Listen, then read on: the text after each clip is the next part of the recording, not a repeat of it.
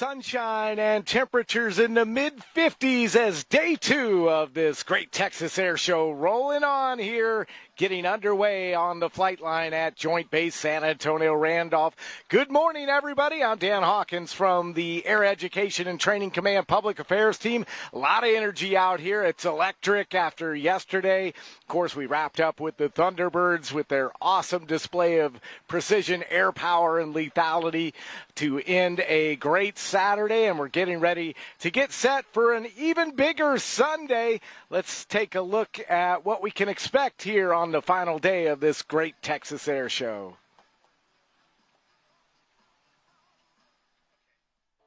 Freedom is roaring and it's looking for you. Mark your calendars May 2nd and 3rd. Get ready to experience 2 days of a gravity-defying, spectacularly stunning showcase of American aerobatics. Prepare to witness the Golden Knights, the F-22 Raptor demo team, and the return of the powerful, the unstoppable, the Thunderous. It's the Great Texas Airshow, only at Joint Base San Antonio-Randolph.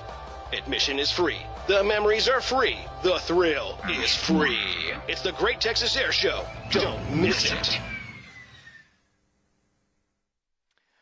Back here at Broadcast Central, we're near the Air Boss here, right on the flight line at Joint Base San Antonio-Randolph, and we have a great day lined up. Of course, the Thunderbirds, the F-22 Raptor is going to be here and fly again, and so we have a great lineup. Chief Master Sergeant Lance Power is here, the 502nd Air Base Wing Command Chief this morning. We also have Major Brianna Crow, the 802nd Force Support Squadron. She's the events director here at the Air Show. She's going to talk about the STEM Expo, a great place to take the kiddos this weekend. This event this year celebrating the incredible bond between the military and the San Antonio community. We're so proud to have opened up our gates to thank our neighbors for their unwavering support. The theme for this year's air show, Let Freedom Roar, honoring 250 years as our nation celebrates its 250th birthday this year, honoring our past, present, and future. Let's find out a little more about the United States' upcoming 250th celebration.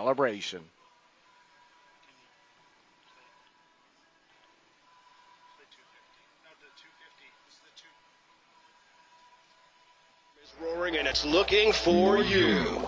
Mark your calendars May 2nd and 3rd.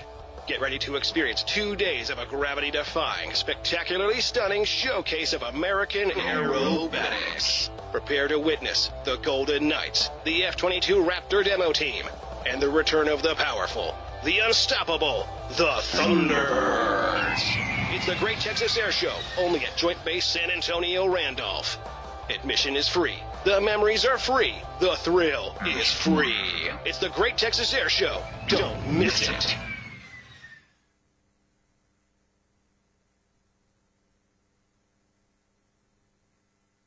Celebration of America and the 250th anniversary this year. Last year, the War Department celebrated the 250th birthdays of the Army, the Navy, and the Marine Corps. This year, we celebrate our nation's 250th birthday with the anniversary of the July 4th, 1776 signing of the Declaration of Independence. At the War Department, we'll recognize our nation's birthday not just on Independence Day, but throughout the year with weekly segments that recall the military's role in winning independence, preserving independence, and celebrating independence.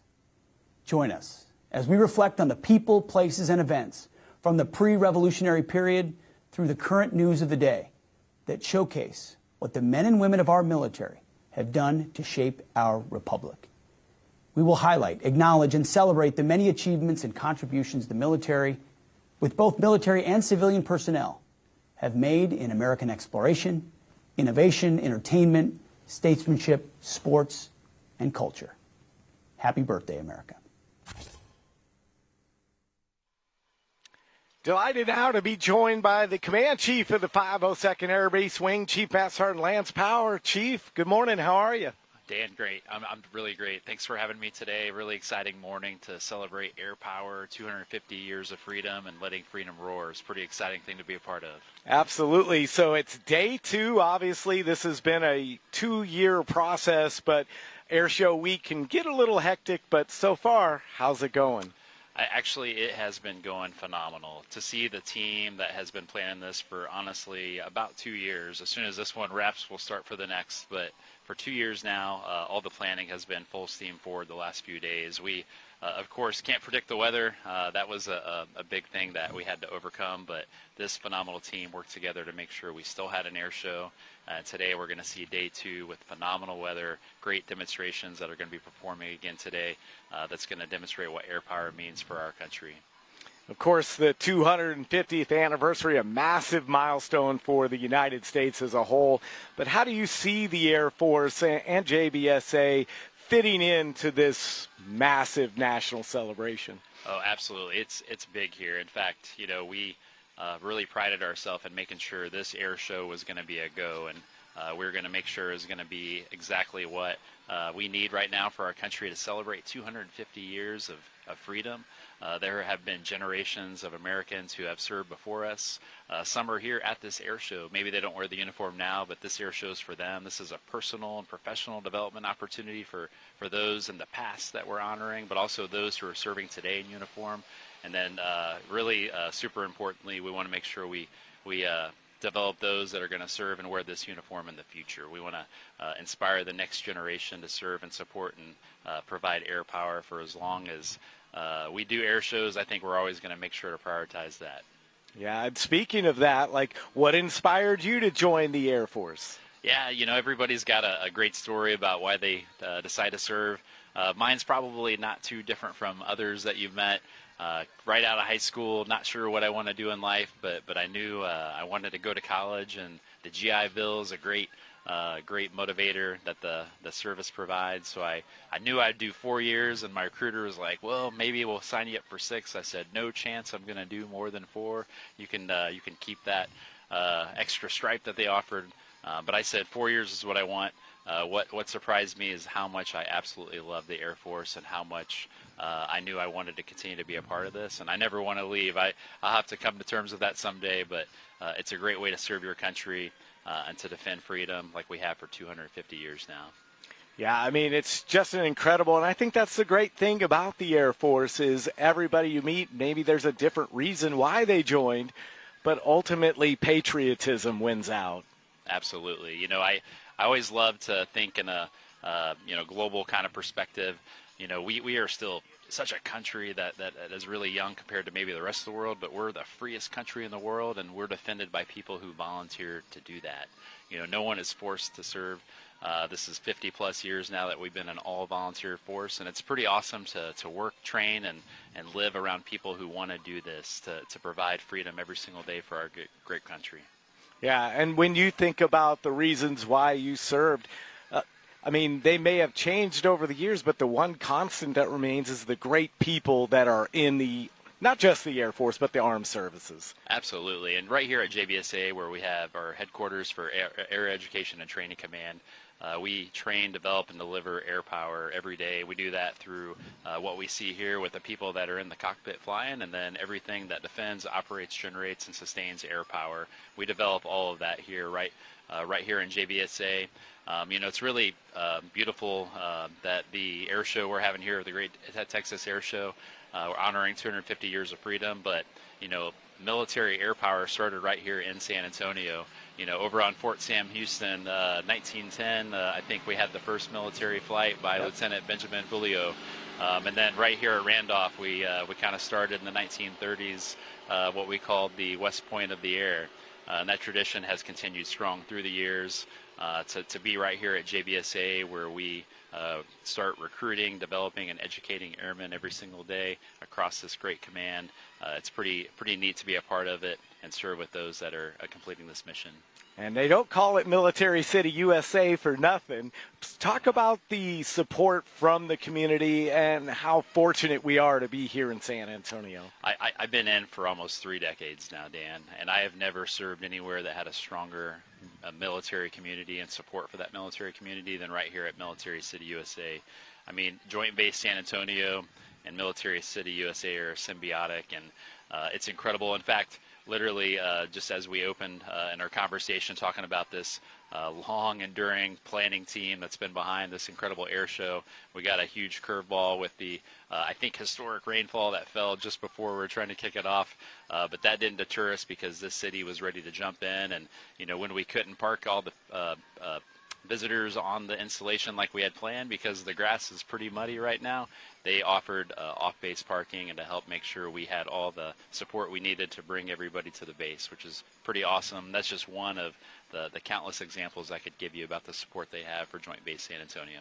Yeah, and so as we get ready to close this out, what would you say to the great team you've had here putting this show together?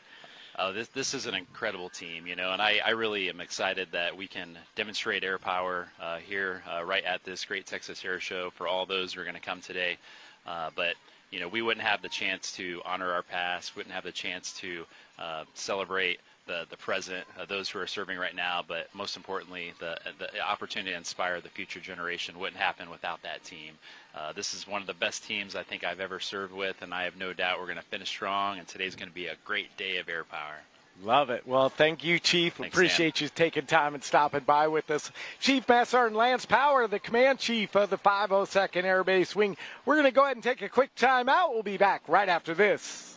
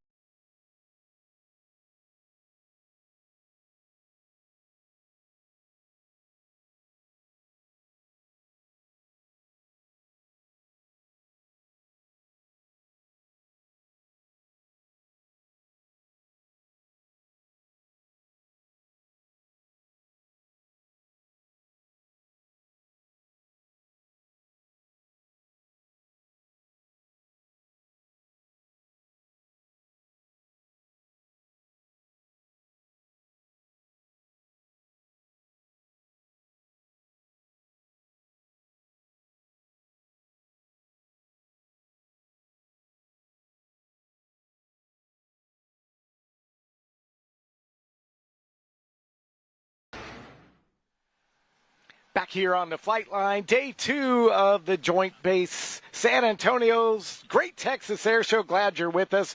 And right here on the ground, we have nearly 100 historic and modern aircraft parked on the flight line. You can walk around all these incredible aircraft, take pictures, meet the pilots. It's a lot of fun. And tomorrow, for the innovators of tomorrow, we're proud to feature a large STEM expo this weekend. Amazing opportunity for students and families to engage with interactive displays and spark an interest in future focused careers. To talk more about the STEM expo, Major Brianna Crow. Ma'am, how are you? I'm good, Dan. How are you today? Oh, great. Thanks for dialing in with us today and joining us. And tell us a little bit about the STEM Expo, what's going on, what the kids can do, and in general, what parents can expect. Yeah, so we have about 34 vendors for the whole weekend, and they range from anywhere from our military STEM partners even out to the community. We have Lockheed Martin, we have Boeing, we have Air Force Gaming, we have Space Force out there. We have a lot for the students and the kids. I know geared more towards middle and high school, but even something, I have 6 and 4-year-old boys, and I wanted something for them to be able to do and come out, so we even have stuff for the little kids too. Yeah, and you can obviously come out and see the jets and the speed and the precision, but I think the great thing about the STEM Expo is you're able to kind of connect dots from like a learning and classroom perspective. Yeah, absolutely. If we're looking back at our theme of 250 years, where we started 250 years ago to where we are now, a great example of that was the Heritage Flight yesterday, and we're going to have it again today with the F-22. And how we get there. So I love to see the kids coming in and see like Code Ninja is there. So how you can do the coding behind it. Space Force has their paper airplanes, and you can see the aerodynamics of it. And even like the environmental piece. We have the park rangers out here too to see like the land bridges and how the environment is also impacted, and it's great. So I love the connection that it's going to make from classroom to air power. So you had the expo yesterday, obviously, and will continue today. But what was maybe the one thing that was either surprising to you that everybody kind of gravitated to, or just in general what you think is going to blow people's minds? I think it's going to be our simulator. So you can come out there. Lockheed Martin has the sim out there, so you can see kind of what our pilots are doing. And then also, I think the Space Force paper airplane, it's very hands-on, and you can see the aerodynamics of how you can make the planes go further. Yeah, that's really cool. And so have you seen any moments maybe when there's a big light bulb for a student so far? Did you see that yesterday? And what were the kids' reactions? Absolutely. Just to see their faces light up and see like the light bulb moment, as you said, and they get to experience that of how they can see the airplanes out there doing their thing, and then something that they're able to do hands-on in the STEM hangars, and it's just a wonderful thing to see. Yeah, and obviously you can't do this by yourself. You needed a lot of support, and you got some from the community. Tell me a little bit about the support from the local community to make this happen. Oh, it has been phenomenal. It was great to see. You know, I put out the email to our local partners, and they just immediately stepped up and wanted to jump in and be a part of this, and it's just been great. Like, I didn't have to pull teeth or nothing. They were just so anxious to be out here, and I'm so grateful because it definitely wouldn't have happened without them. We definitely don't want to have to pull any teeth. No. But what was really for you, what has been the most fun about this whole experience? I'm just kind of everything we talked about. You know, I like, as a mom, I like seeing the kids and their learning piece of it, and then getting to interact with the community and build those relations. We're relatively new. We just got here last summer, so getting to see more of the community. I'm from a very small town in South Dakota, only 35 people, so San Antonio is completely different to me, and getting to experience that and get to make those community relations on a personal level and get to show them then Randolph Air Force Base. So how do you see the STEM side of what we're doing as you kind of broached it, but the Air Force, we got the arrival here in AATC of the T-7A Red Hawk and the advanced capabilities it's going to provide to pilot training. But how do you see STEM helping inspire that next generation? I mean, how doesn't it? Because you have every little piece of the aircraft. There's little pieces of STEM that go in there, and you need each little piece of it. So any connection is just a natural connection for it. Yeah, and so I'd be remiss. What inspired you to join the Air Force? I like the people aspect, and I wanted to travel, and the Air Force has given me that. Yeah, that's the great thing. The people is always the best, and the travel is second best, for sure. Well, thank you so much for stopping by. We really appreciate it. Major Brianna Crow, she's out there at the STEM Expo all weekend, so please stop by and see her. And we want to go over now some useful information that'll help make your day a little bit smoother, a little more enjoyable.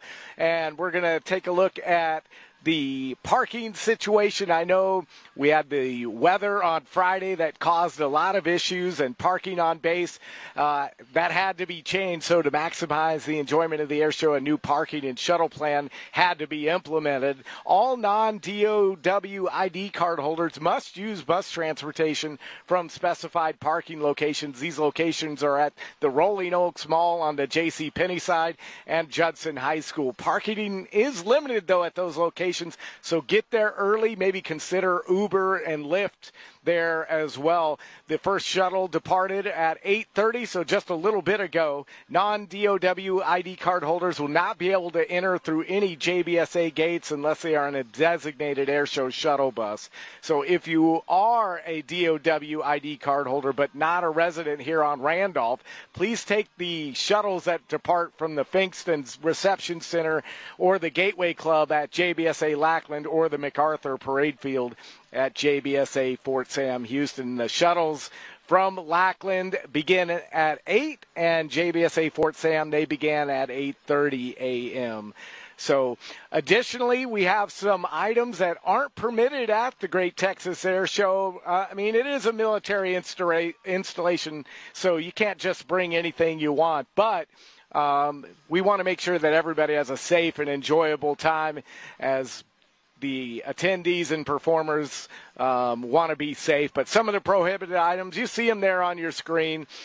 You can bring non-clear purses, fanny packs, small personal bags, camera bags. Those are permitted, but obviously no weapons of any kind, and all bags are subject to search on the installation. So keep that in mind when you come to the base, that your bags could be searched. Laser pointers, that's a big no-no on Air Force installations. We want to keep our pilots safe when they're up in the air flying.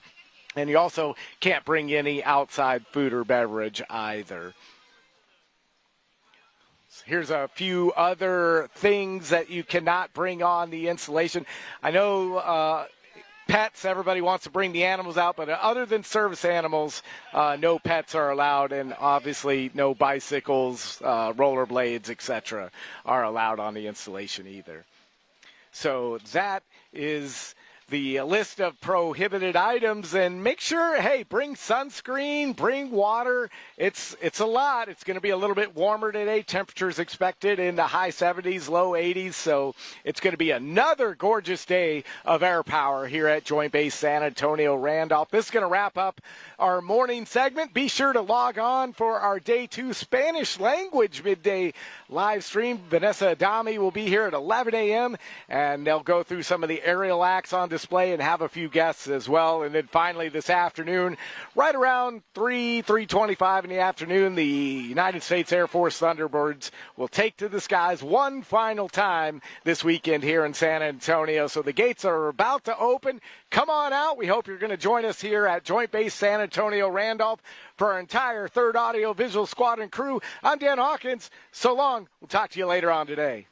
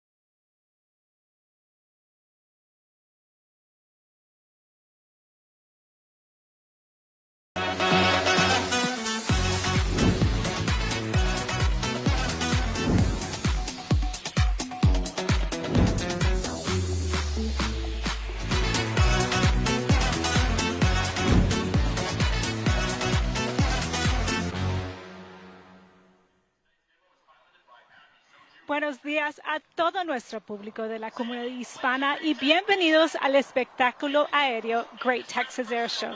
Soy Vanessa Adame de la ala de entrenamiento 37 y estoy en vivo desde la base militar conjunta Randolph en San Antonio. Tenemos un día de diversión para toda la familia y también una presentación de los famosos Thunderbirds. Esta tarde les traemos todos los detalles y los mejores momentos de este gran espectáculo aéreo. Ahora dirijamos la mirada al cielo.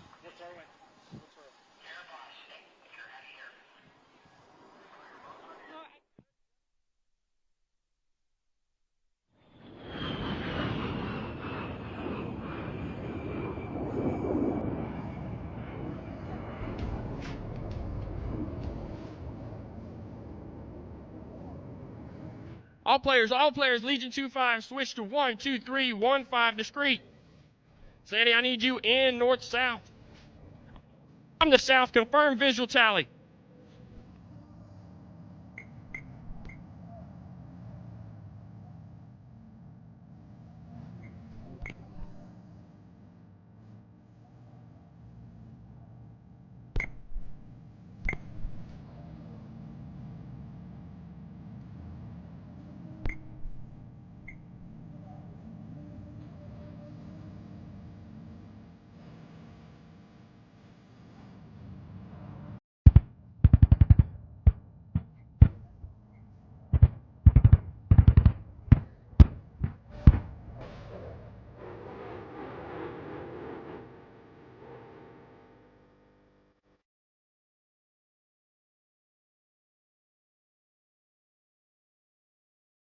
There, those are good effects.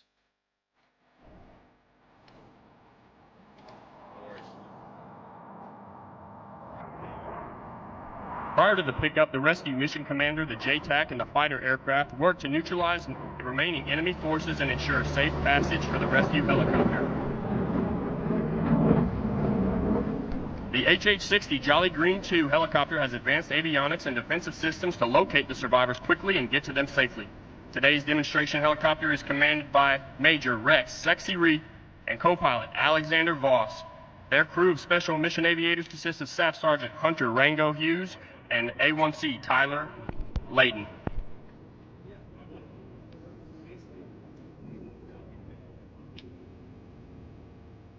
Jolly Legion 2-5 PZs now secure, Claw 7-4 ready for exfil.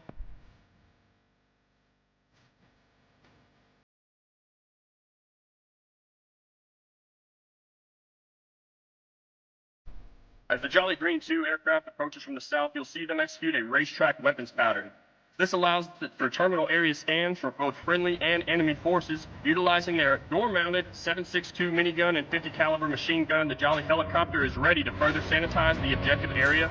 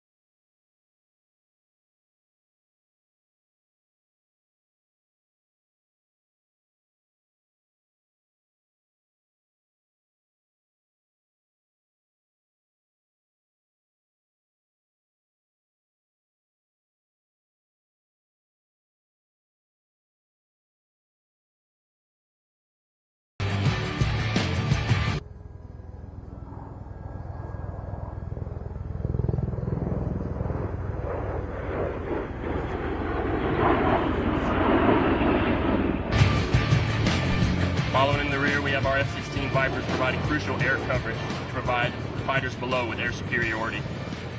In the next few minutes, you'll see the participating aircraft of the combat search and rescue demonstration return to base. First, you'll see our two F-16s depart to the west towards Kelly Field. Then ends on the runway here at Randolph Air Force Base. And Jolly for the final bow.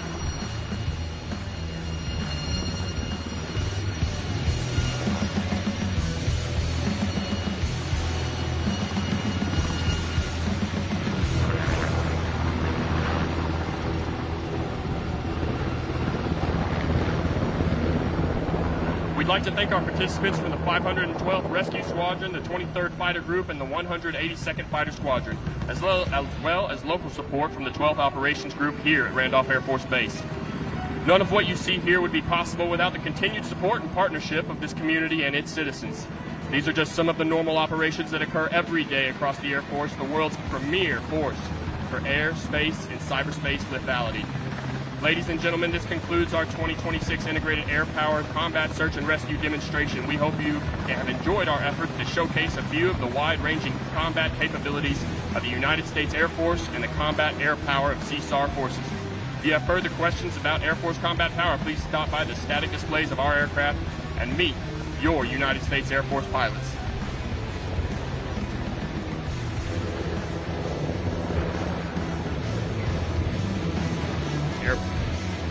All players switch back, air boss frequency primary.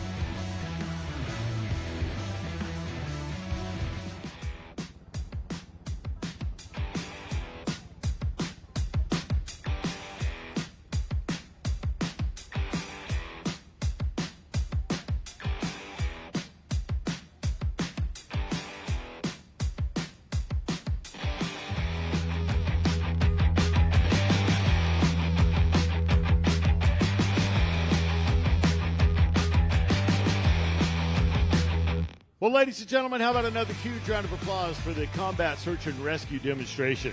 How cool was that? Wow. And there you see the A-10 Sandy 1 rolling out on the runway. We're so excited to have all of these players here with us. Even the F-16s remotely deployed over here from Kelly Field.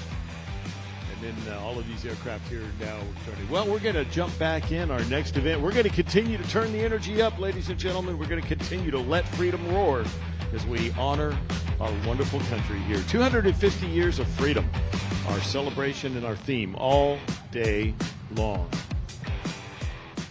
We're going to let the A-10 clear the runway here, and we have our next performer about ready to go.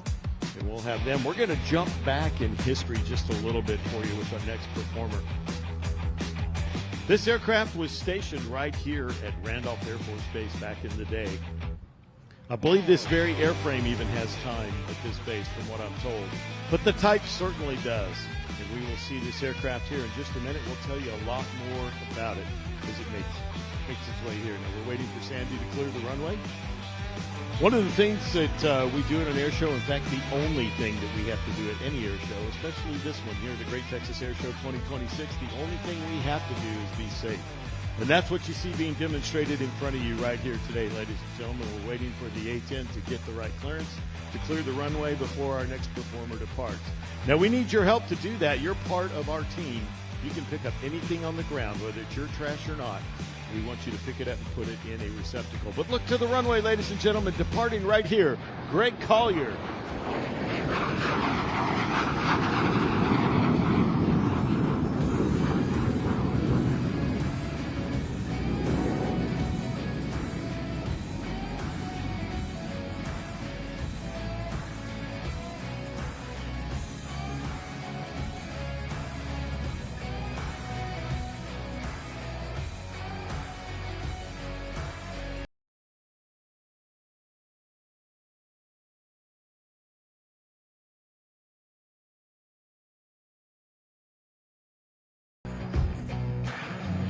Well, ladies and gentlemen, as you listen to Air Show Hero, this is Ace Baker Air Show's the T-33 Shooting Star, Mr. Greg Collier, call sign Wired.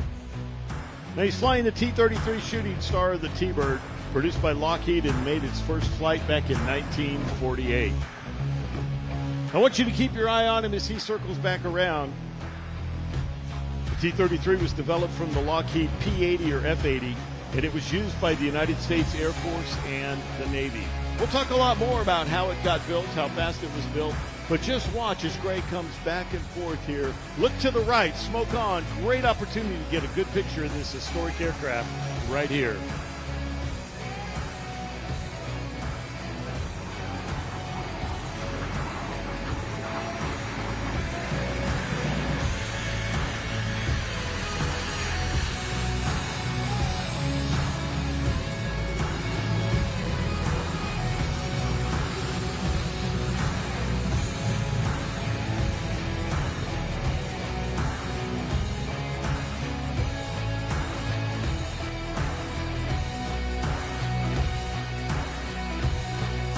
Now the T-33 continues to circle behind you, ladies and gentlemen. Greg has the smoke on. He'll approach from over your right shoulder. Watch it. Look for the distinctive wing configuration and layout of this beautiful and historic aircraft. You'll notice the tip tanks at the end of the wings help extend the range of this early jet aircraft jet trainer. As Greg pulls back on the stick and goes vertical, begins to roll to the left, you can see the canopy configuration and the seating configuration for two pilots. Much like you saw in the T-6 Texan II earlier, the instructor and the student sit one behind each other in the T-33.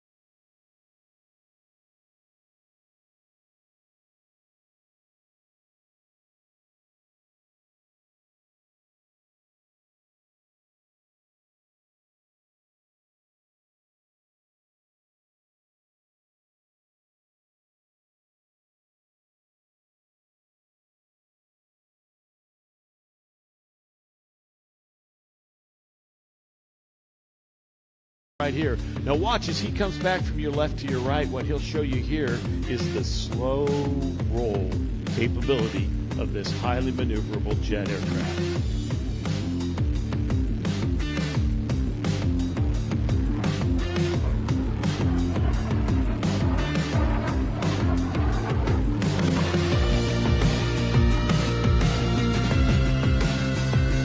As Greg turns around high and to the right, watch he'll run into a maneuver he calls the Lazy Eight. Watch his smoke trace the shape of a figure eight in the sky as he comes around.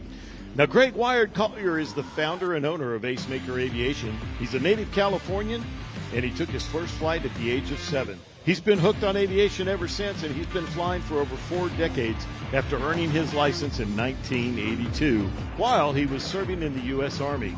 After leaving the service, he worked keeping the skies safe for 27 years with the Federal Aviation Administration as an air traffic controller at Oakland Center in California. His passion for flying never left him as he continued to fly as a hobby and an occasional air show, flying the Beech T-34 Mentor. He eventually acquired a Soviet Bloc L-29 Delphine jet in 2003. Then he eventually was able to upgrade that to an L-39, the newer version. But one of his favorite jets as a kid was the Lockheed Shooting Star, America's first operational jet fighter and trainer. Now watch as Greg circles around high and to your left, brings that beautiful jet back here to show center, and you'll see he eventually acquired a T-33. He now owns 3 of them, campaigns them around the world, frankly, but especially across the United States. Watch here, Ace Maker Air Shows from the right.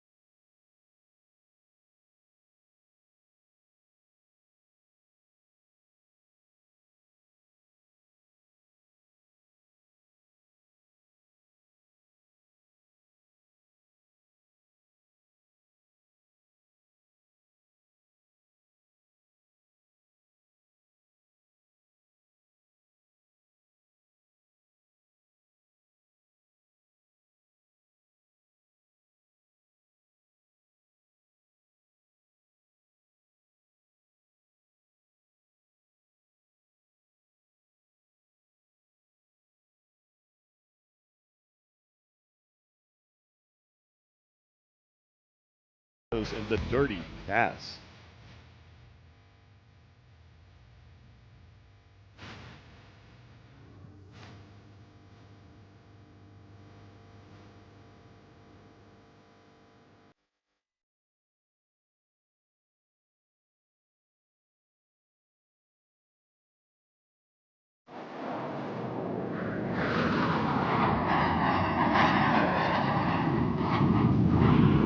Come on, Randolph. How about that? That is absolutely amazing. Everything this airplane could do, Greg is showing you here today.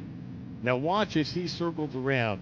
He's going to do another figure 8, horizontal figure 8, but this will be a max performance figure 8. Now, as he's bringing the throttles up, he's cleaned the aircraft up, flaps are up, gears are up, it's picking up airspeed right here. He's pushing the throttle forward. Remember, this is a jet designed at the end of World War II. Our first jet, primary jet trainer. And watch this as Greg shows you what an amazing platform built by the Lockheed Corporation this is.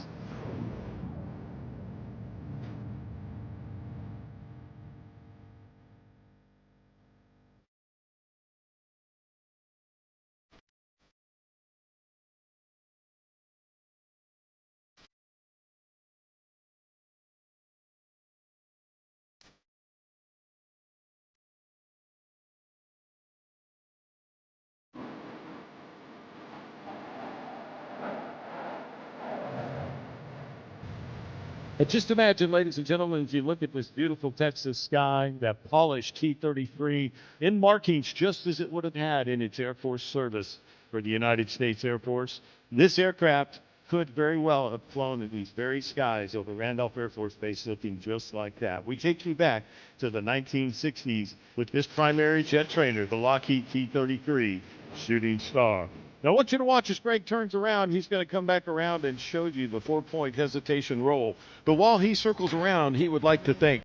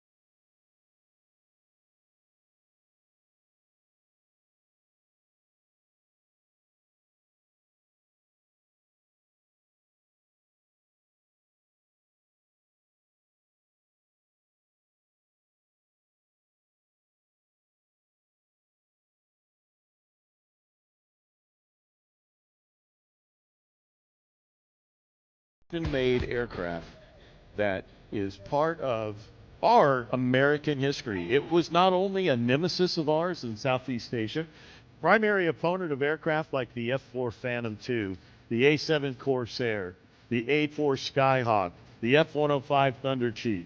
This aircraft that you're about to see here in just a minute we will get back to that shortly. But I want to direct your attention high and to the left, ladies and gentlemen. We've got a surprise for you here today. This is the B-1 bomber from Dice Air Force Base. One pass left to right. They were able to sneak us into their mission here today. And ladies and gentlemen, here they come. Get your cameras out.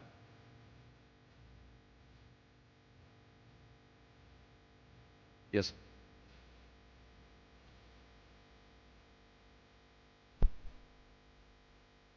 Hey, Crook One, this is Rob on the stand. How do you hear?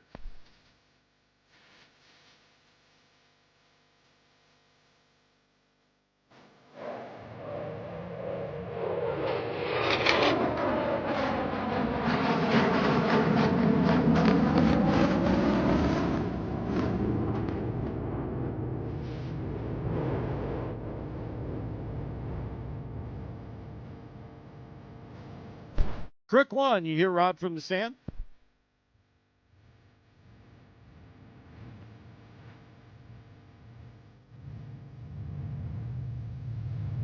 Well, ladies and gentlemen, that is the B-1 bomber from the 345th Bomb Squadron stationed at Dice Air Force Base, Texas.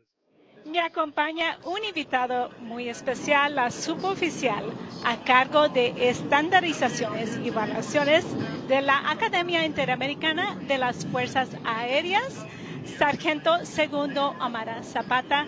Sargento, muchas gracias por estar aquí con nosotros. ¿Nos podría contar, quizá mucha gente no sabe de la Academia Interamericana de las Fuerzas Aéreas, ¿nos podrías contar un poco de la misión y también de su importancia? Sí, claro que sí. Muchas gracias por tenerme aquí y darme este espacio para compartir.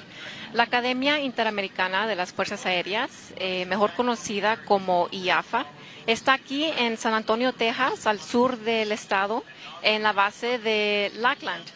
Nosotros somos una institución del Comando Aéreo de Educación y Entrenamiento, donde nuestra misión es poder entrenar, también donde entrenamos y compartimos el entrenamiento para líderes dinámicos para asegurarnos que podamos asegurar las Américas. Básicamente lo que somos es una escuela militar donde ofrecemos más de 30 cursos de la Fuerza Aérea de los Estados Unidos en español. Son cursos de liderazgo, de disciplina, seguridad, cibernética y también de búsqueda de rescate, instrucción y más. Nuestra misión es importante porque va más allá de solamente entrenar a personal de otros países, sino que tenemos una oportunidad principal donde podemos asegurarnos de que haya cooperación de seguridad y también toda la estabilidad de la región. He visto de primera mano cómo es que reunir a miembros de diferentes países fortalece las relaciones que son esenciales para trabajar juntos en un futuro. Sí, realmente es una misión muy importante. Y para que la gente te conozca un poquito mejor, ¿nos puedes contar sobre tu rol en la IAFA? Sí, claro que sí.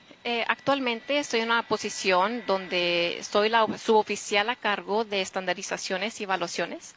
Cuando llegué a IAFA en el 2022, llegué como instructora, donde di el curso especializado para instructores, pero también el de adiestramiento en el trabajo. Ahora trabajo en una posición en el grupo donde estoy a cargo de todos los instructores de la academia y me aseguro que todo el entrenamiento sea estandarizado, sea estructurado, justo y que cumplan con las normas y las regulaciones de la Fuerza Aérea. Muy bien. Y también hablamos un poquito de esto antes del show, pero me habías contado que tú creciste no muy lejos de San Antonio. ¿Qué tan especial es ahora poder contribuir a esta gran misión justo en el estado donde creciste? Sí, para mí es muy especial poder contribuir a esta misión justo aquí en el estado donde nací y crecí, porque crecer aquí me dio raíces, valores y un entendimiento, también un respeto para la seguridad regional. Ahora regresar aquí a IAFA en Texas ha sido una experiencia muy humilde y emocionante.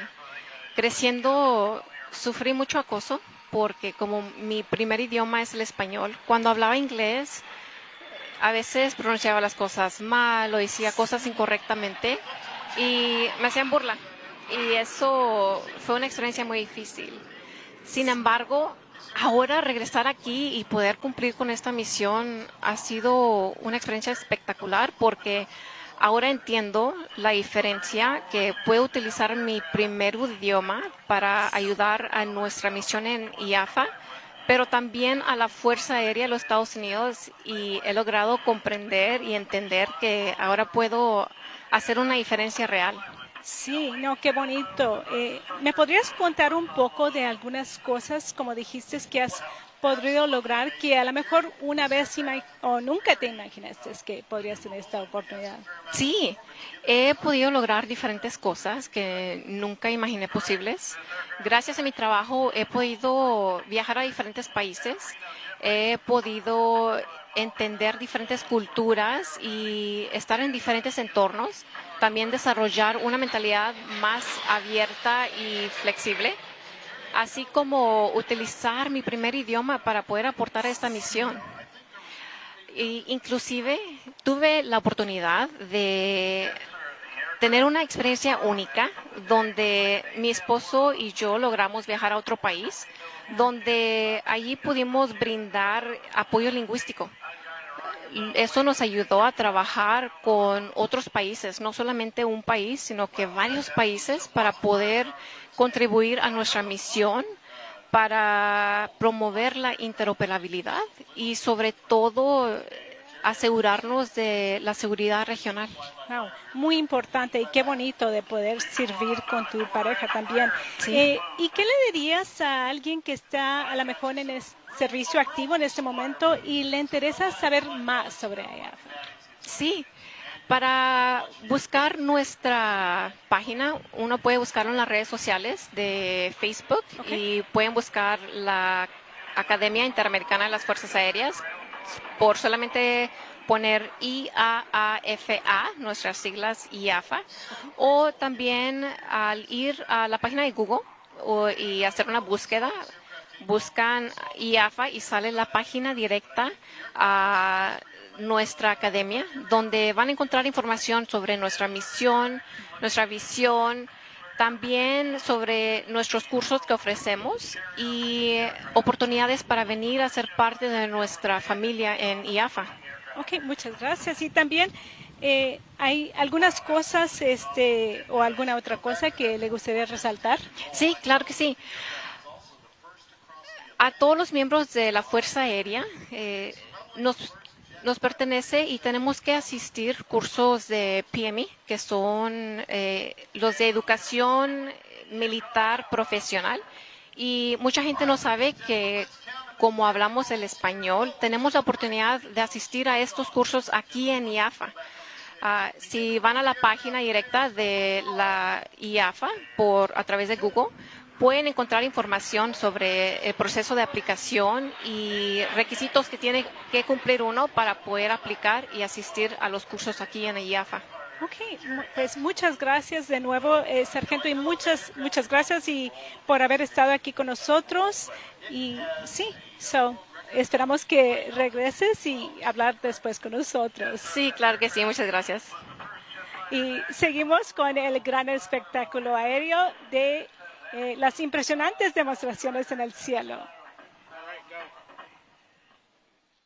Wow, that is absolutely something. And I think the service ceiling, when you're not trying to set a record, was a remarkable 43,000 feet in the day, and you could fly over 1,200 miles with the range. Obviously, didn't have air-to-air refueling back in the day. Pretty impressive stuff, Jerry. Let's give you a little bit of the vertical performance. Now remember, this is an 80-year-old fighter jet. All right, ladies and gentlemen, here we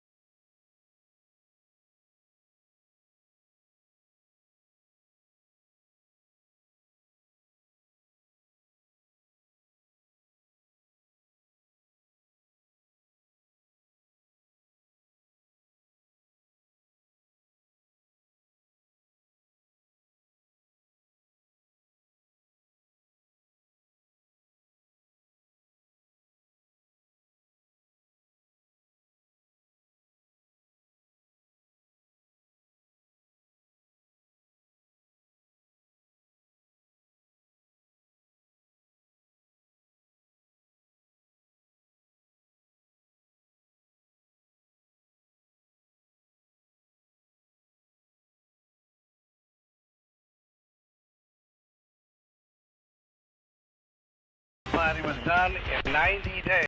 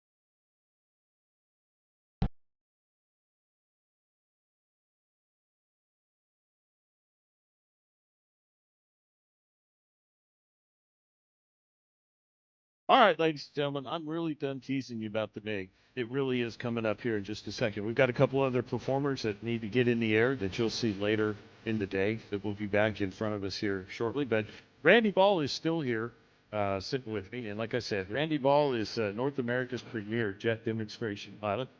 And Randy is, he owns and flies a MiG-17 number of aircraft. He's also the creator and originator of Fighter Jets Incorporated. We're going to talk about some of the amazing things that Fighter Jets is doing. Randy is, we get the other performers airborne, and then we have Mr. Bill Culberson, who's your colleague and partner in Fighter Jets Incorporated. He flies a very unique MiG here today. So, Randy, welcome again. We're glad to have you here on the stand. Well, thanks for having me. It's a beautiful, beautiful day in Randolph. Well, Randy, let's talk a little bit about some of the history of this unique airplane that we're going to see, because I know we got a lot to squeeze in. So this airplane that we're going to see is a MiG-17, but it's a very unique version of that. Right. There's the MiG-17 first flew in the early to mid-50s. It missed the Korean War, but we certainly flew against it long and hard during the Vietnam conflict. In fact, we had 82 combat losses to the aircraft throughout the war. The aircraft, though, that we're going to see today is a one-of-a-kind. It is the only one of its variant flying left on the planet. It was the Soviet Union's very first all-weather interceptor, the first fighter on their side to carry rockets, missiles, air-to-air weapons other than guns or cannons. So today's aircraft was beautifully restored by John Blanchett over about 16 years and a small fortune. It was taken in 2016 to Oshkosh. It entered all 4 categories where it qualified and won all 4 categories where it qualified. Unbelievable restoration. That's really cool, Randy. And so let's talk about the MiG-17 in general for just a minute. Now, I know when the MiG-17 was an improved version of the MiG-15, but it was our primary nemesis in Southeast Asia against our F-4 Phantoms and those sort of things. It has a unique history. Now, I told the folks earlier that the MiG-17 played a role in bringing our warfighters home, our American and Allied warfighters home from Vietnam. Let's talk about that a little bit. Well, it's kind of interesting. If you're sitting in the audience and you want to Google Have Drill, Have Donut. It was a program in 1967. It had culminated when the Israelis stole 3 MiG-17s and 2 MiG-21s and turned them over to the CIA. CIA took them out to Area 51 and flew them and to learn how to fight them and how to kill them. We were fighting them in Vietnam, and we were having about a 2-to-1 success rate over the MiG at the time. By the end of that program, and when we integrated through what became the Fighter Weapons School Top Gun, when they integrated that with lessons learned, our kill ratio by the end of Vietnam was 14-to-1, so it was a very successful program. Yeah, absolutely, and I know we'll talk more about that here in just a minute. We're going to let the Vampire taxi by the announcer stand here in just a minute, so we'll take a short break to do that. But, Randy, when we come back, let's talk a little bit about how we took those lessons learned downrange.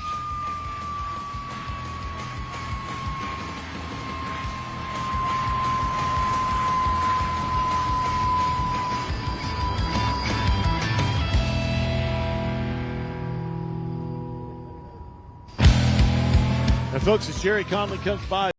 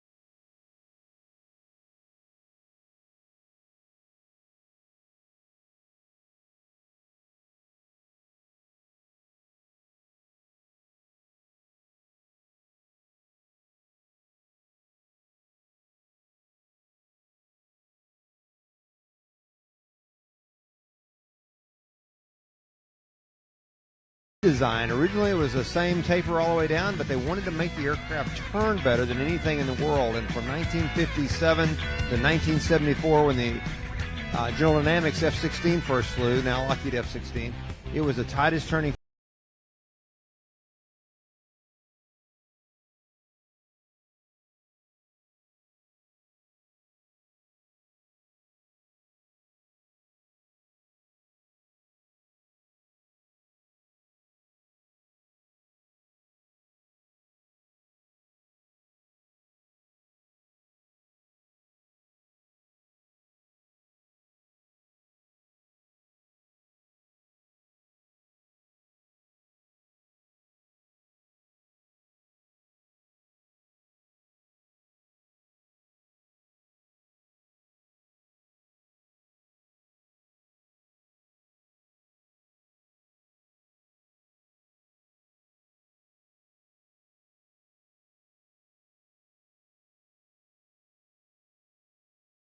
for its day. That was just unbelievable. Yeah, that's absolutely incredible. So let's go back to those secret, highly classified tests out with Have Drill and Have Donut. So we flew against it. I believe we brought in every, or the best of the best across the Air Force and the Navy, the best flight crews that flying our current day fighters, and we put them up against the MiG once we learned to fly it, and every one of them lost their first contest against the MiG. That's correct.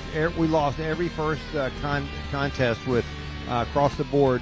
And you can read about it in Have Drill, Have Donut, but every single one of them, we lost our first engagement.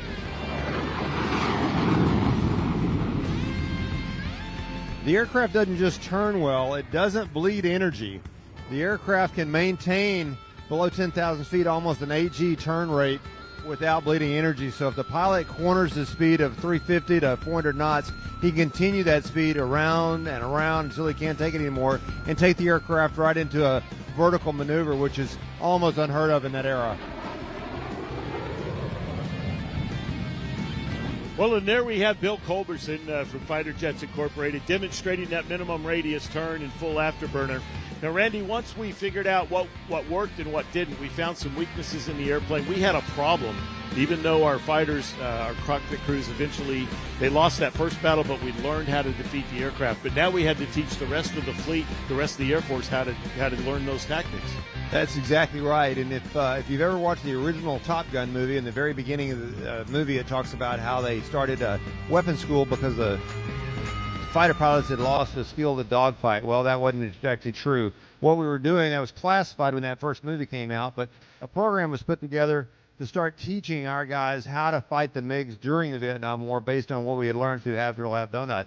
And that program became the fighter weapons school for the Navy, known as Top Gun. If you watch the sequences, there's a couple of scenes in the movie where they're topping the top of a staircase, and if you look past the actors, there's MiG-21s and MiG-17s on the wall representing the teaching skills and the teaching kill ratio during Vietnam of the school. So in the end, you talked about the kill ratio improving and us building the Top Gun school, but also in the Air Force, we ended up with the fighter weapons school, the test pilot school, as well as the flight school. The U.S. Air Force, of course, they integrated into what became the fighter weapons school in William Tell Meet as well. The aircraft, though, was also used really to push Congress toward building what we call the Phantom Wave Fighter Competition, which was the YF-20, YF-16, and YF-17. The YF-17 morphed into the Hornet, and the YF-16 morphed into the F-16 that we're going to see later flown by the Thunderbirds today. So I believe Bill is coming from the right. Ladies and gentlemen, look low towards the runway to the right. This will be the high-speed pass. Now, Randy, I know that as he goes by, he's going to be approaching speeds 90% of the speed of sound right here. That's right. He's going to have it moving 9 miles a minute.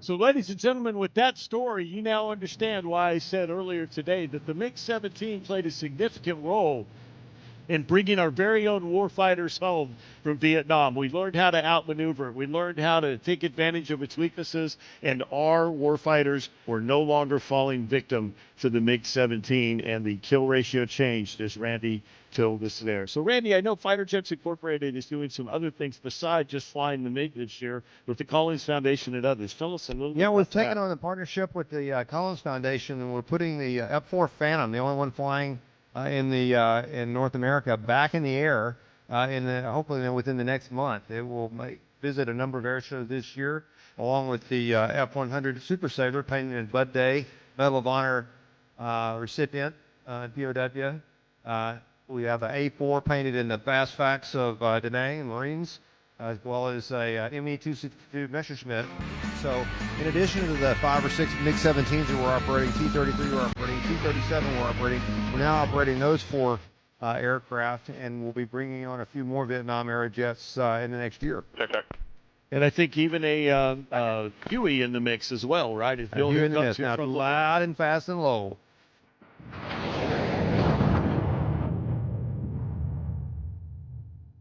So I think, Randy, Bill heard us talking, and he was doing his vertical maneuver. He thought he'd come back around and show us what speed really looks like in that MiG. As you see him climb up there almost to our altitude limit of 15,000 feet there high and to the right, ladies and gentlemen, Bill Culberson. I know him well enough. He's smiling from ear to ear as he went by at 0.91 Mach number. That's just over 91 or 90% of the speed of sound. Well, Randy is... Bill has got just a couple more passes left. These aircraft don't have a lot of gas in them. That was by design as the Soviet bloc back in the day. What else is going on with Fighter Jets Incorporated? Well, as we talked about the various Vietnam era jets, we're really trying to put together a package so that over the next few years, air shows can book a whole team of jets and replicate various air wars over the Vietnam War, not just to have an aircraft in an airplane, but teach history. Teach the story of the United States Air Force, United States Navy, and Marines over the air war over Vietnam to a whole new generation. So you get to see really cool airplanes, but you also get to learn from history. Well, ladies and gentlemen, let me direct your attention again to the right, low at the runway. Here comes Bill Culberson and the MiG-17. One more time.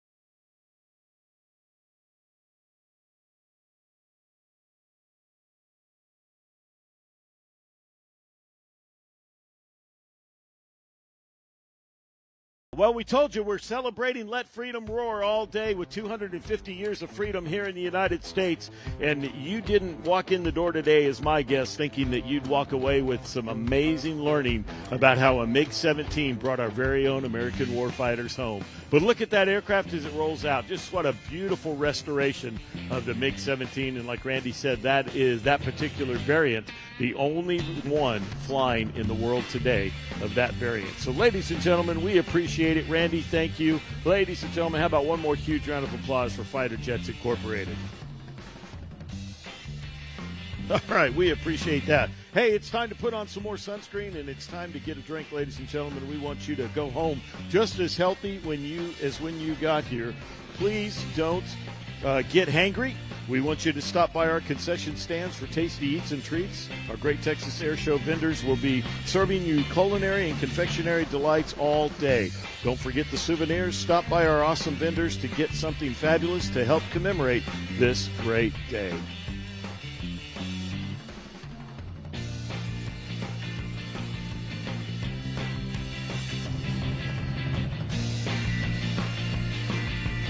Well, ladies and gentlemen, our next performers around the runway. Smoke is on. Ladies and gentlemen, look left, but at the same time, look right. Your eyes are going to hurt, but here they come. This is Red Line Air Shows.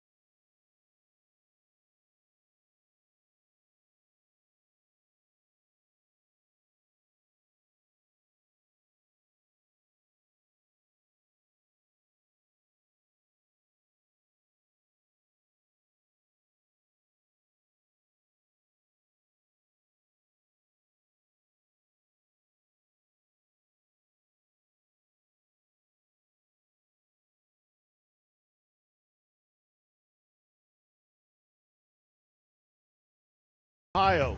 He's been flying for 38 years with more than 15,000 flying hours. He's currently an airline pilot. He's a multi-engine flight instructor with both land and seaplanes, and he's also an aerobatic instructor.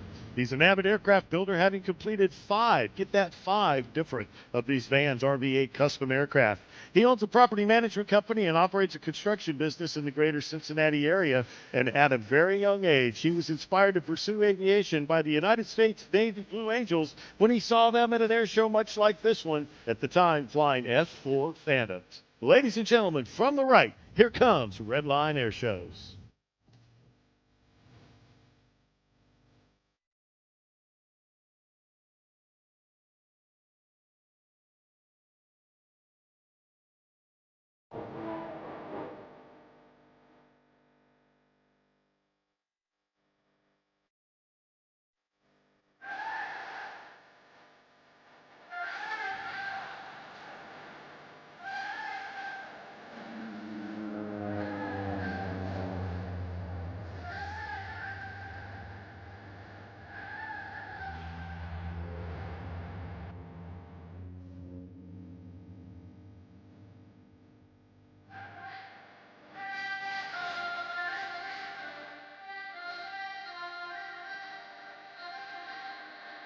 Now watch that unique maneuver, ladies and gentlemen. They went from side by side with a 90-degree turn. They're now flying in trail. Watch as they continue to move off to your left. Flying the wingman is Austin Reeder. He's Ken's son. He's been flying for about 15 years. He works full-time as a production manager for KCR Construction. Austin and Ken have built the aircraft you see Austin flying in. And in fact, when they're not at practice, as Austin was learning to fly, the RV-8 and one very similar to it is the very aircraft he's been learning to fly. But now they are both expert formation flyers. Watch here as they continue to roll and stay in opposite formation. One upside down, one right side up.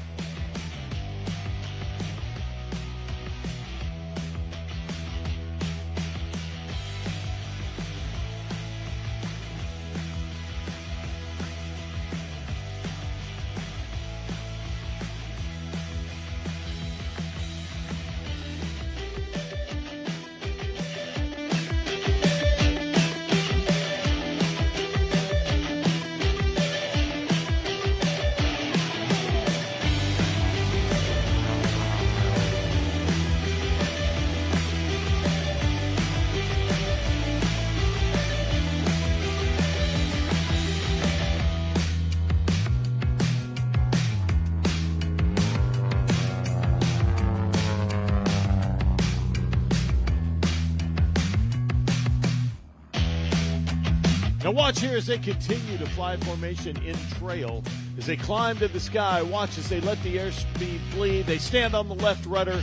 Sequential left hammerheads. Ladies and gentlemen, how about a hand for Redline Airshows?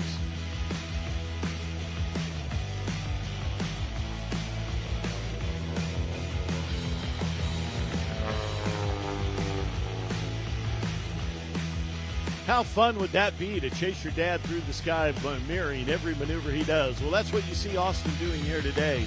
Now watch as they continue to roll and turn these aircraft, continually in motion, demonstrating amazing formation and in-trail flying skills here by Ken and Austin Reeder of Redline Airshows. Now, they couldn't get down the road without the help of some amazing sponsors. Those include the Hartzell Propeller and Hartzell Engine Technologies. They use the advanced structural composite propeller, providing superior performance and efficiency. JB Aircraft Engine Service supplies their engines. Champion Aerospace for magneto, spark plugs, oil filters, and engine accessories.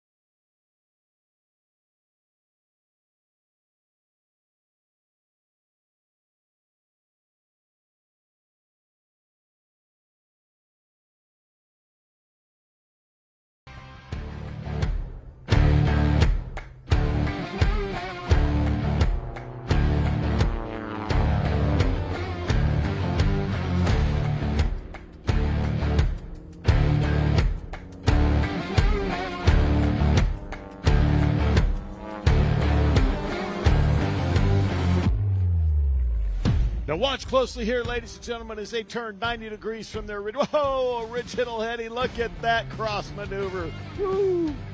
Only Redline Air Shows does it like this, ladies and gentlemen, with precision, performance, and they make it look so graceful and beautiful. Watch as they come back now, head on, opposite direction. This is father-son, nose to nose.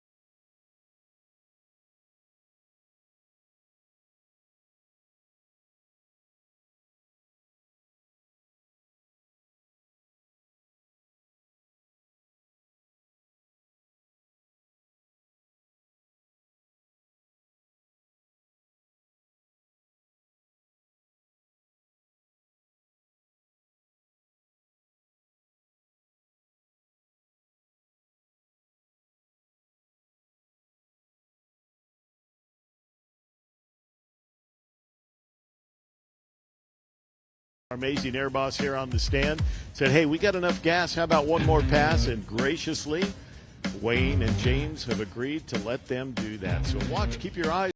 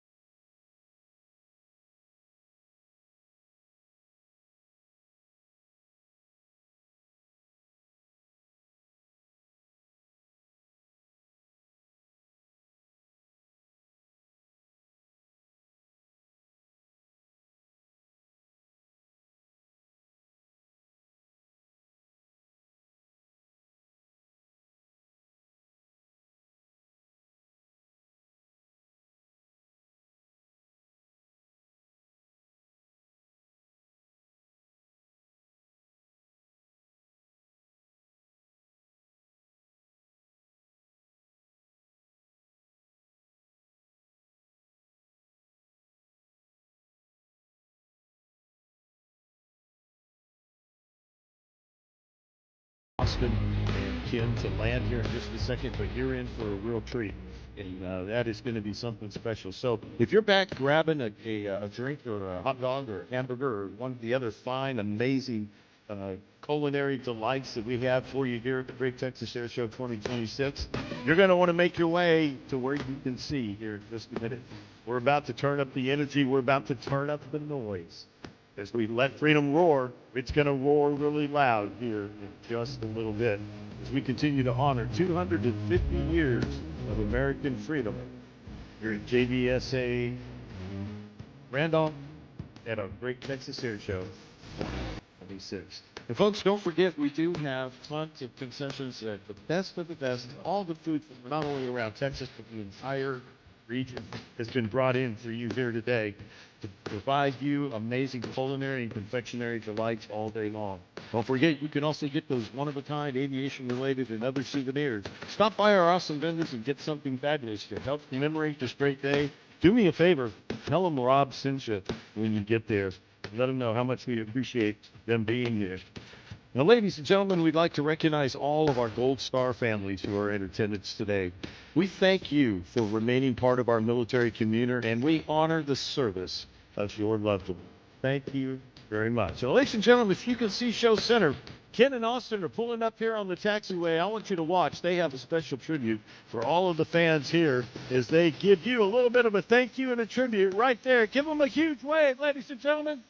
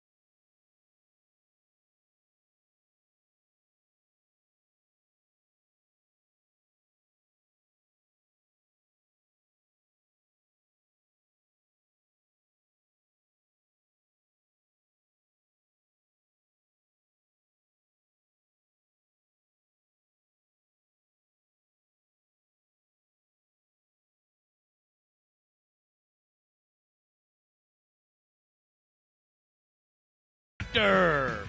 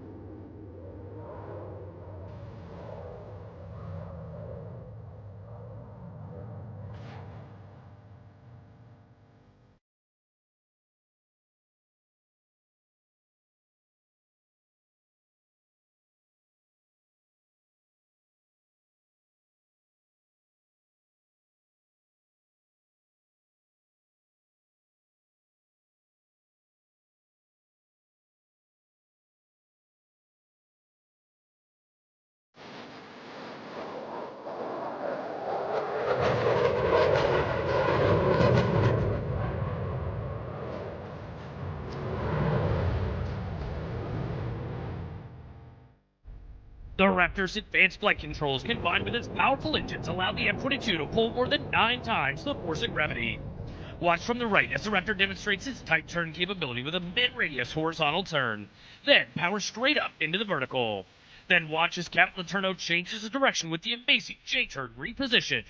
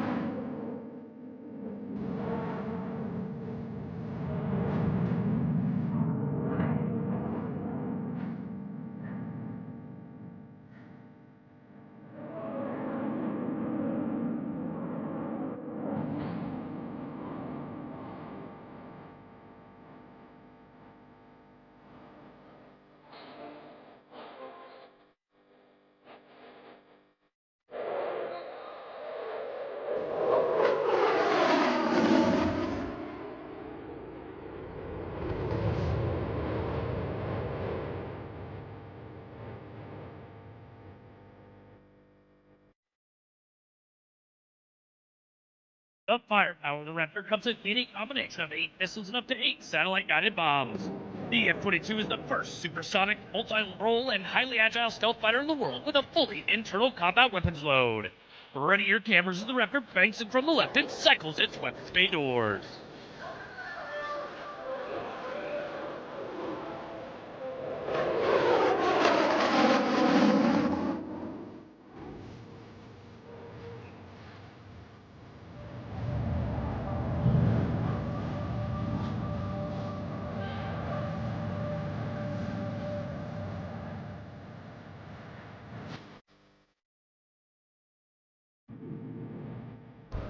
Ladies and gentlemen, we would like to dedicate this pass to the men and women of the armed forces and their families who support them. We would also like to remember our wounded warriors and veterans in attendance, and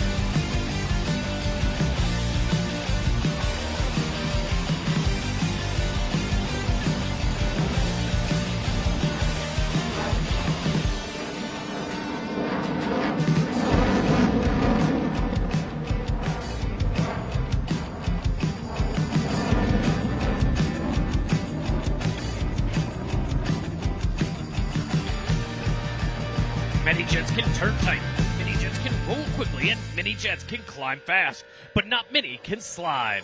Watch now from behind as the Raptor flies over, pulls straight up into the vertical, and brings his throttles to near idle.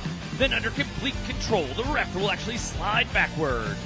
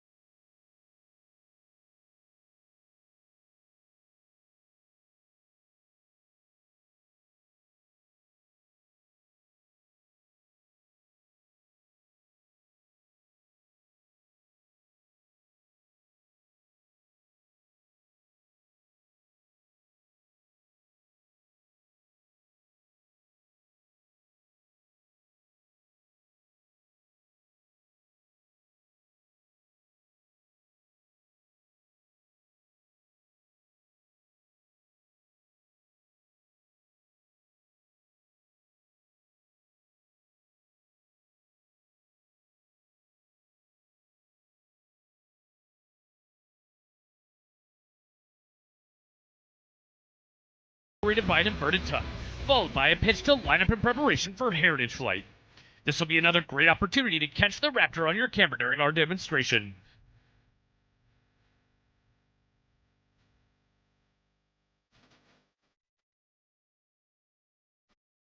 Ladies and gentlemen, named after the late legendary Bob Hoover, the Raptor's Hoover pitch.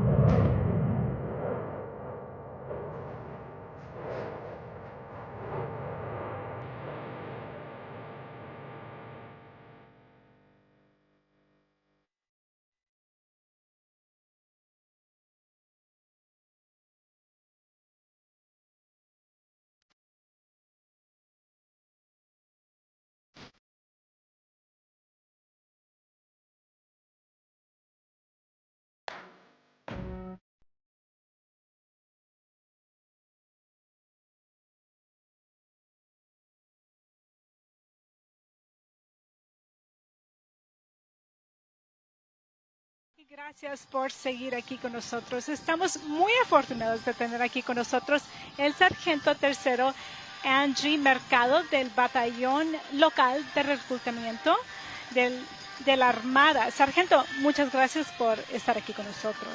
Hola Vanessa, muchas gracias por la invitación y gracias por dejarme representar la quinta brigada del batallón de reclutamiento de San Antonio. Claro que sí, estamos muy agradecidas de que estés aquí con nosotros.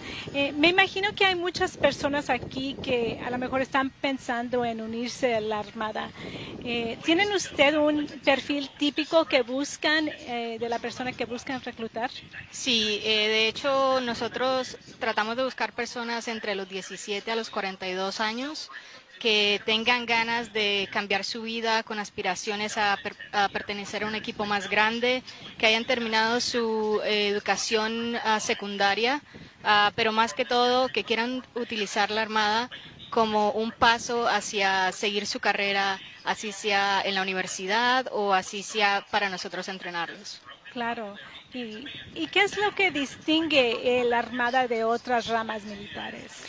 Nosotros somos la rama más grande, por lo consecuente tenemos la más habilidad de darles más trabajos. Tenemos más de 200 trabajos a los que pueden pertenecer y nuestros propios soldados pueden cambiar de un trabajo a otro si no les gusta. También por esta misma razón, mientras ustedes están en la Armada pueden estudiar, pueden tener seguridad económica obviamente y ganar experiencia y liderazgo, disciplina y la capacidad de resolver problemas, que estas son habilidades para toda la vida. Claro que sí. ¿Y por qué recomendaría a quienes están interesados en el servicio militar que lo consideren en la Armada? Claro que sí. Lo que la gente no sabe es que nuestro plan número uno es la educación. Entonces nosotros ofrecemos a mucha gente la habilidad de pagar por la colegiatura, por la universidad, los llamamos tuition assistant o becas de entradas, y también porque personalmente la Armada me ha dado las herramientas y el entrenamiento necesario para liderar soldados en cualquier tipo de misión, cosas que esa experiencia no la hubiese adquirido en ningún otro lugar. Y muy importante, por seguro. ¿Nos podrías contar sobre algunas oportunidades especiales que existen para los soldados que hablan español? Claro que sí, para los soldados que hablan español, siempre cuando lleguen a una unidad se van a encontrar con más gente que hablan español e inglés y los pueden poner en posiciones donde ellos sean los traductores de esa unidad, como yo estoy ahorita mismo en mi estación. Y también quiero decirle a todas las personas que están interesadas en el ejército y no hablan mucho español, que tenemos un programa donde los podemos mandar a aprender inglés. Perdón, las personas que no saben mucho inglés, se llama ESL, y es para hacerlos exitosos dentro de la Armada mientras están en su carrera y cuando salgan también. Y muy importante mencionar esto porque me imagino que hay personas que no saben que hay un programa donde pueden aprender el inglés antes de entrar a la Armada. Claro que sí, el programa de ESL que ofrece la Armada es aquí, de hecho en San Antonio, es en la base de Lackland. El programa dura 16 semanas y ya pertenecerían a la Armada como soldados normal, simplemente que estarían yendo al colegio a tomar las clases. Me contaba también que usted viene de otro país y tal vez me estaba explicando que usted también aprendió a hablar inglés para entrar a la Armada, ¿sí? Sí, yo aprendí a hablar inglés en el high school. Aprendí, de hecho, cuando yo entré a la Armada todavía no tenían este programa, en el 2016 no tenían este programa, que ahora de hecho sí lo tienen. Y para mí en la high school fue un poquito más difícil porque me mandaron a tomar clases regulares. Con un programa así, obviamente los mandamos a tomar clases nada más de ese programa. Entonces hubiese sido maravilloso si lo hubiesen tenido en ese entonces. Sí, claro. ¿Alguna otra cosa que le gustaría resaltar? Claro que sí. Si a las personas que están interesadas en ingresar a la Armada, me gustaría que por favor se acercaran a la base de reclutamiento más cercana a ellos, porque para eso estamos nosotros los reclutas, para instruirles, guiarles y darles información de acerca de todos los programas y todas las carreras que tenemos. ¿Hay alguna edad que recomienden que se preparen los que están interesados a lo mejor a unirse? Sí, desde los 17 años. Yo les diría no esperen hasta que tengan 42 años, porque de hecho tenemos muchas personas que quieren ingresar y me han dicho en la calle, yo quería ingresar cuando estaba más joven. No esperen hasta el final, lleguen ahora desde los 17 años para nosotros poder ponerlos en la Armada. Muy importante. Y ya que estamos aquí, ¿qué es lo que más espera ver aquí o alguna cosa que le gustaría ver? Sí, de hecho, siempre mi sueño había sido conocer un C-5, que es el avión más grande que tenemos en la Fuerza Aérea. De hecho, hoy lo vi, me tomé fotos. Yo saltaba de C-17 y C-13, pero nunca había visto un C-5 y hoy tuve la oportunidad de verlo. Entonces fue amazing. Wow, y tomaste fotos y ¿qué más has podido ver aquí? Todo el tipo de artillería que tiene la Fuerza Aérea definitivamente es algo que nunca había visto en mi vida. De hecho, estando en la Armada por 10 años, nunca había tenido la oportunidad de venir a un airshow, pero ya estando aquí ya puedo venir todos los años si quiero. ¿Me puedes contar de algunas otras oportunidades que has podido lograr mientras que has estado en la Armada? Claro que sí. Yo de hecho me enlisté en la Armada porque no quería ir a la universidad, ¿cierto? Pero estando en la Armada ya obtuve mi primer título. Estoy trabajando mi segundo título en este momento y voy a seguir trabajando así porque la Armada nos paga para ir a la escuela. Entonces, si queremos utilizar el dinero, siempre va a estar ahí. Wow. Es muy importante de tener esa oportunidad de poder tomar ventaja de todo eso, ¿verdad? Claro que sí. ¿Qué más, qué tiene usted planeado para su futuro en la Armada? De hecho, ahorita estoy queriéndome pasar a ser recluta a tiempo completo. Me gustó la carrera de ser recluta. Yo soy ingeniera. Normalmente en la Armada hago ingeniería, pero ahora estando de recluta por 2 años ya quiero ser recluta a tiempo completo, o sea, quiero terminar mi carrera en la Armada como recluta. ¿Me puedes hablar un poquito? Dijiste que estabas en otra carrera, ¿sí puedes hablar un poquito de todo ingeniería? Eso? Claro que sí. La ingeniería para mí, yo llegué sin saber absolutamente nada, nada como operar máquinas pesadas para construcción ni nada. La Armada me enseñó cómo utilizar todo tipo de máquinas pesadas y ahora mismo estoy poniendo la mayoría de ingenieros en mi estación porque les gusta lo que he hecho. Nos da la facilidad de trabajar con otras ramas también, con otras fuerzas armadas como la Fuerza Aérea, la Naval y he hecho muchas operaciones en conjunto con ellos, de hecho. Muy bien. ¿Alguna otra cosa que querías? No le tengan miedo a los reclutas. Nosotros estamos aquí para darles información, estamos aquí para guiarlos. Entrar a una estación de reclutas no es simplemente me quiero meter, simplemente va a ser qué podemos hacer para ayudarle a seguir su carrera, qué podemos instruirlo o ver si a usted le funciona hacer la Armada a tiempo completo o tiempo parcial. Muy bien. Muchas gracias por haber estado aquí con nosotros, Sargento. Y es todo lo que tenemos para ustedes. Y muchas gracias de nuevo. Seguimos con el show del gran espectáculo aéreo.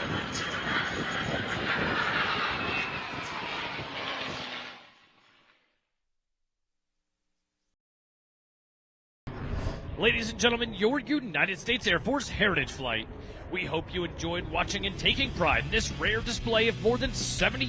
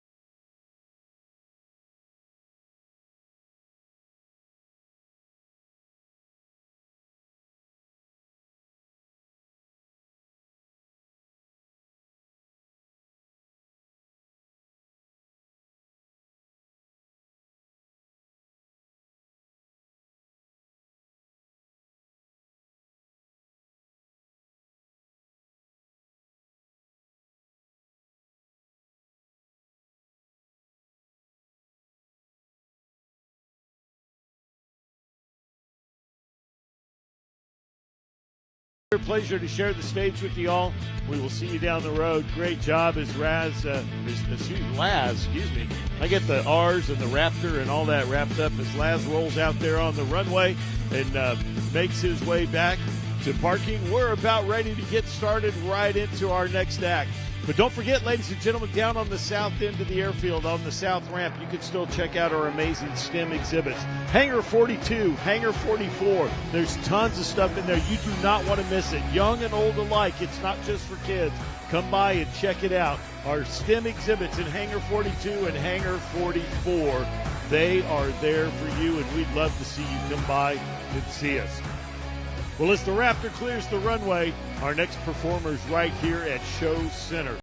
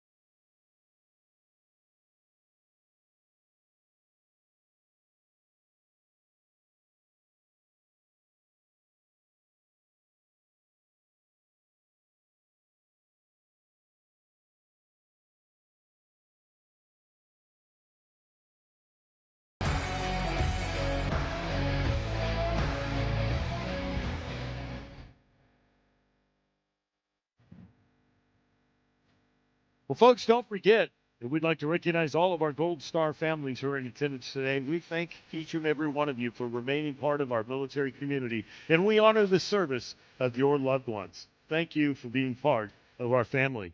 Now, if you've misplaced anything or you have found something that's not yours, visit any one of our information booths. That's where our Lost and Found is. We'd appreciate your help with that. Again, Lost and Found is located at any of our information booths. And for our safety and your safety, just a reminder, the entire air show area is a no smoking area, except in several designated smoking areas. So I want you to look for the signs that say designated smoking area throughout the venue. Those are the only places that you can smoke. That's a safety issue, ladies and gentlemen. We have lots of fuel, lots of oil, things that catch fire. So help us with that. The only place we can smoke is in our designated smoking areas that are denoted by the signs that you'll find throughout the area. Be sure to stay hydrated. We thank you for attending this great show. We want you to enjoy the festivities while staying safe and hydrated. Free water is located at the water stations throughout the venue. Water is also available for purchase from the concession stands. Make sure to drink plenty of fluids throughout the day. Remember, your safety matters to us. Let's have a fantastic time while keeping cool and hydrated. If you feel unwell or notice any signs of heat-related illness, seek assistance immediately. Stay cool, stay hydrated, and enjoy the air show.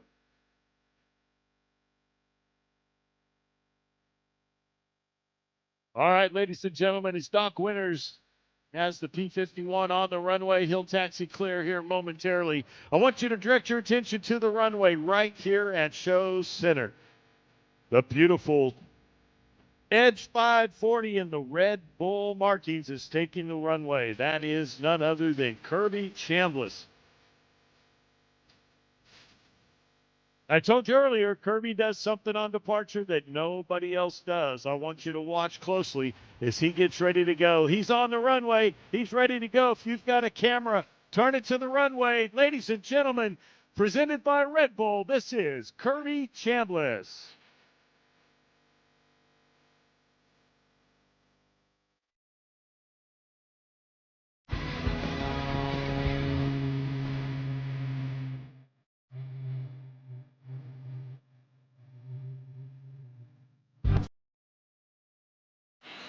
I told you.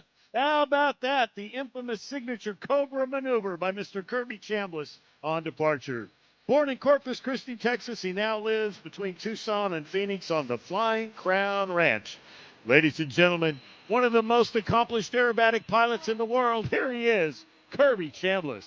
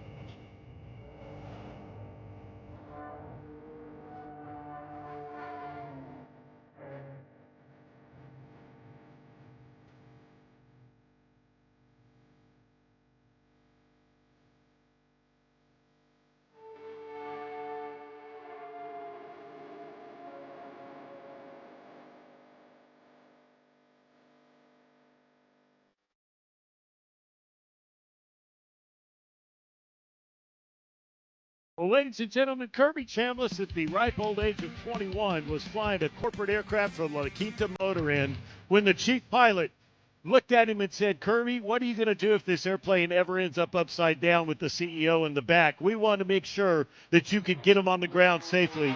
Well, that led to Kirby taking some aerobatic training, and as they say, the rest is history. That led to what you see in front of you, ladies and gentlemen, Mr. Kirby Chambliss. By the age of 24, he was the youngest commercial pilot at Southwest Airlines, and at 28, he was a captain, but that never lost his love for aerobatics.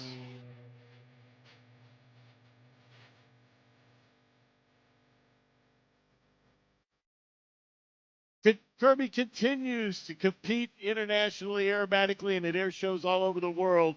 He's one of the most recognized and accomplished aerobatic pilots in the world. To date, he's accumulated 13 medals in world competition. By the early 2000s, he was recognized as one of the top 15 aerobatic pilots in the world, and he was asked to compete in the Red Bull Air Race. Ladies and gentlemen, flying in front of you is two-time Red Bull Air Race world champion, Kirby Chambliss.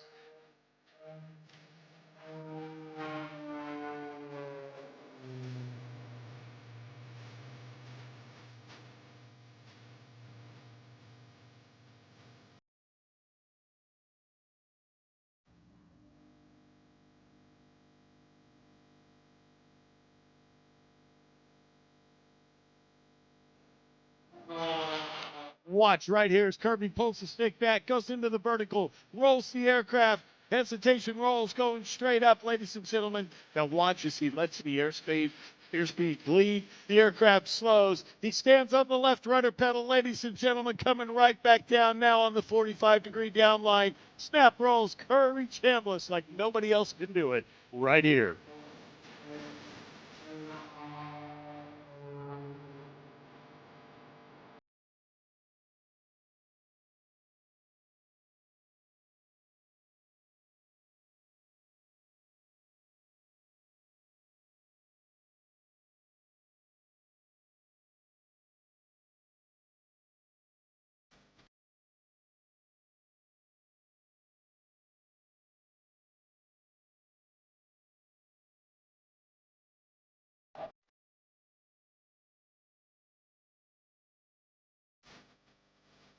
Kirby resides on the Flying Crown Ranch between Tucson and Phoenix with his wife and fellow pilot Kelly and their daughter Carly. He has a hangar and a runway in the backyard. Kirby is only a few steps away from hopping in one of his several airplanes. Be sure to check out the hangar on the website to view Kirby's fleet.